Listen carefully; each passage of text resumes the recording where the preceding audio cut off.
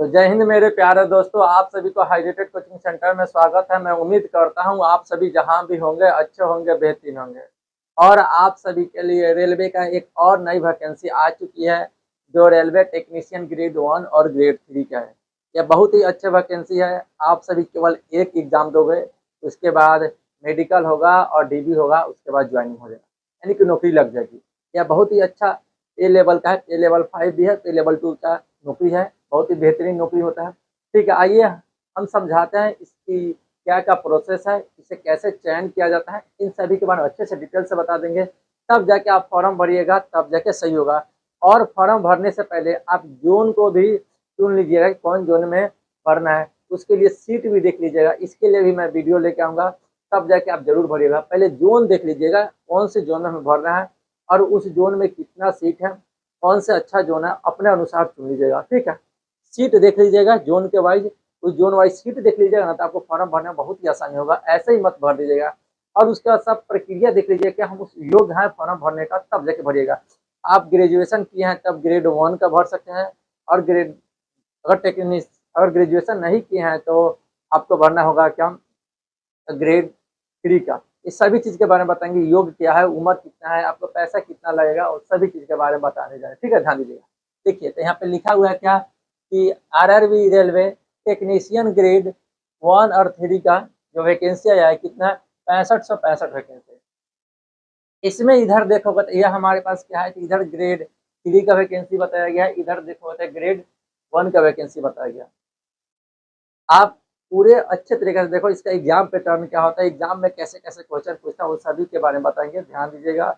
और जरूर आप फॉर्म भरने से पहले जोन को जरूर मिला लीजिएगा, तब फॉर्म भरिएगा। ठीक, ध्यान दीजिए। तो इधर हमारा ग्रेड 1 का हो जाएगा, इधर ग्रेड 3 का हो जाएगा। ठीक है, इसमें आएंगे तो यहाँ देखेंगे इससे ग्रेड 3 में वैकेंसी जो है 6242 वैकेंसी, 6242 वैकेंसी। आगे देखें तो इसमें योग्यता क्या है। ठीक है, इसमें योग्यता देखेंगे तो आप जो है समझ लो योग्यता में क्लास 10th प्लस आईटीआई होना चाहिए। क्लास 10th के बाद आईटीआई, और आईटीआई क्या होना चाहिए, एनसीबीटी और एससीबीटी दोनों में से कोई होना चाहिए। जो क्लास 10th है और प्लस में एनसीबीटी एससीटी आईटीआई होना चाहिए। और योग्यता जो आईटीआई होना चाहिए ना, वह रिलेटेड ट्रेड से होना चाहिए, यानी कि इस रिलेटेड ट्रेड से हो तो भर सकते हो। और उसके बाद आपका उम्र कितना होना चाहिए, उम्र का भी ध्यान रखना है। आपका एज जो होना चाहिए, आपका 18 वर्ष न्यूनतम होता है। उसके बाद आपके पास 30 वर्ष का एज होना चाहिए, याद रखिए, ध्यान दीजिए। ठीक, इन सभी आगे चलेंगे तो हमारे पास क्या होता है कि एग्जाम पैटर्न देखिए। फॉर्म भरने से पहले एग्जाम के बारे में जान जाइएगा ना, तो आपको आसान हो जाएगा हमें तैयारी करना क्या है। और रेलवे का ग्रेड 3 में सबसे सिंपल उसका सिलेबस है, सबसे बेहतरीन सिलेबस है। केवल इसमें मैथ पढ़ना है, रीजनिंग पढ़ना है, और समझ लो साइंस का पढ़ना होता है। बाकी 10 को जीके पढ़ना होता है, जीके जीएस। ठीक है, इसमें करंट अफेयर्स भी आ जाता है। ठीक, ध्यान दीजिएगा। ठीक, तो यहाँ जो हमारा एग्जाम पैटर्न है, इस एग्जाम पैटर्न में पहले सीबीटी 1 होगा, एक ही एग्जाम होता है। एक एग्जाम के बाद आपके पास का मेडिकल होगा, उसके बाद डीबी होगा, उसके बाद सिलेक्शन हो जाएगा। ठीक, इन सही प्रक्रिया को पार किया जाता है। पहले सीबीटी 1 जो होगा, उस सीबीटी 1 में आपके पास देखा जाए तो यहाँ मैथ होगा, फिर रीजनिंग होगा, फिर उसके बाद साइंस होगा, फिर जीके होगा। कुल टोटल क्वेश्चन जो 100 होगा, 100 क्वेश्चन में देखा जाए तो हमारा क्या है, यहाँ पे आगे चला 25 क्वेश्चन मैथ का, 25 क्वेश्चन रीजनिंग का, और 40 क्वेश्चन आपके पास रहेगा क्या चीज का, तब कहोगे कि साइंस का। यही सबसे ज्यादा भौकाल मचाता है, 40 को साइंस। ठीक है, उसके बाद जीके का जो क्वेश्चन होता है, वह जीके का 10 क्वेश्चन होता है, ज्यादा नहीं होता। ठीक, इन सभी के अनुसार कुल तो 100 क्वेश्चन होता है। इसमें क्या निगेटिव मार्किंग होता है, तो होता है 1/3 निगेटिव मार्किंग होता है। तो देखोगे कहा निगेटिव मार्किंग जो होता है, आपके पास यहाँ लिखा रहेगा निगेटिव मार्किंग 1/3 होता है। इन सभी प्रक्रिया हमारा ग्रेड 3 का होता है। अब इसमें ध्यान दीजिएगा, थोड़ा सा उम्र के बारे में चर्चा कर लेते हैं कि हमारा योग्यता के अनुसार 10th और आईटीआई का होना चाहिए। और उम्र जो होता है ये 18 से 30, या जनरल वाले के लिए होता है, जनरल वाले के लिए 18 से 30 होता है। और एससी एसटी के लिए 5 साल का छूट मिलता है, ओबीसी के लिए यह सभी 3 साल का छूट मिलता है, याद रखिए। ठीक, यहाँ तक हो गया आपका काम। अब आगे चलते हैं, आगे ध्यान दीजिए। इन सभी में आते हैं तो हमारे यहाँ ग्रेड 1 है। ग्रेड 1 की क्या योग्यता है इसके बारे में जान लेते हैं, कब से आप फॉर्म भर सकते हैं। ठीक है, ये सभी चर्चा कर लेंगे, कितना फी लगेगा ये सभी चर्चा कर लेंगे। ठीक, ध्यान दीजिएगा। तो अब आगे चलते हैं, इसमें समझते हैं ग्रेड 1 में जो फुल वैकेंसी जो आया है, इस ग्रेड 1 में 323 वैकेंसी है। देखिएगा 323 वैकेंसी है ग्रेड 1 में। आगे चर्चा करेंगे, इसमें हमारे पास क्या योग्यता चेक करेंगे तो योग्यता क्या होता है, तो आप इंजीनियरिंग किए हो तो हो जाएगा, डिप्लोमा किए हो और डिग्री होना चाहिए, यानी बीएससी से होना चाहिए। ये सब में से कोई भी एक चीज़ है, डिग्री तो आप कर सकते हो, यानी डिप्लोमा होना चाहिए, बीएससी होना चाहिए, इंजीनियरिंग भी किए हो तो चलिए ठीक। आगे चलते तो हमारे पास क्या होता है, यहाँ पर एज तुम्हारा पूछेगा तो एज कितना लगा।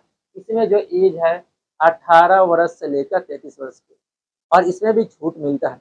या अगर यदि ओबीसी वाले हो तो ओबीसी के लिए आपको छूट मिलेगा 3 वर्ष का, एससी एसटी वाले हो तो आपको छूट मिलेगा 5 साल का, याद रखिए ठीक।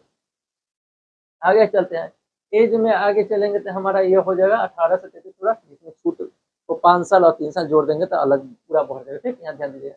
अब आपके पास एग्जाम पैटर्न आता है, एग्जाम कैसे लेगा, ठीक है, इसमें क्या सिलेबस होता है वह सभी जान लेते हैं ठीक। ध्यान दीजिएगा। अब एग्जाम के लिए होता है तो सबसे पहले हम देखेंगे यहाँ से हमारे पास क्या होगा, तो यह CBT 1 होगा। और CBT 1 जो होता है यह एक ही एग्जाम होगा, जिसमें आपके पास पूछ सकते हैं क्या, जीके का क्वेश्चन। जीके का क्वेश्चन 10 ही रहेगा।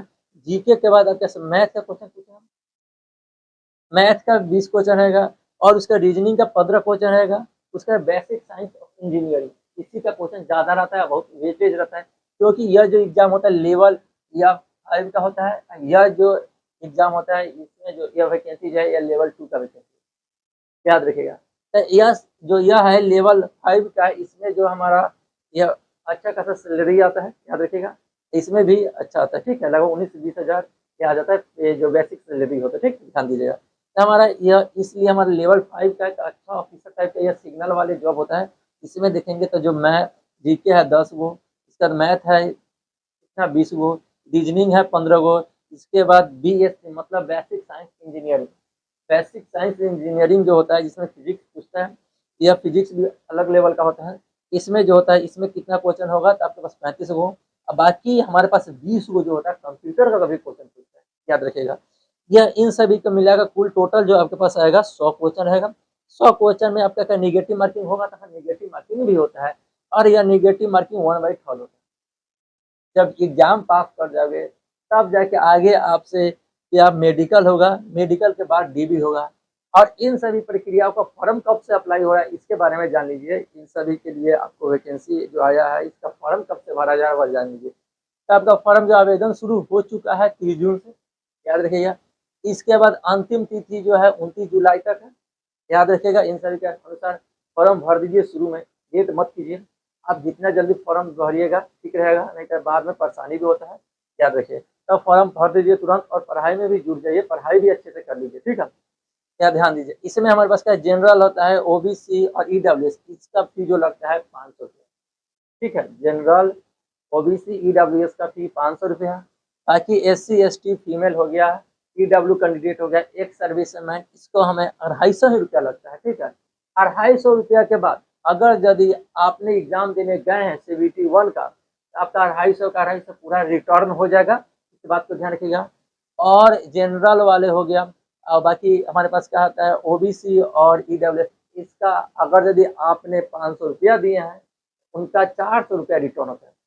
इसमें जो होगा कुल 250 रुपया रिटर्न हो जाएगा, जितना फॉर्म फी भरे हैं उतना रिटर्न हो जाएगा।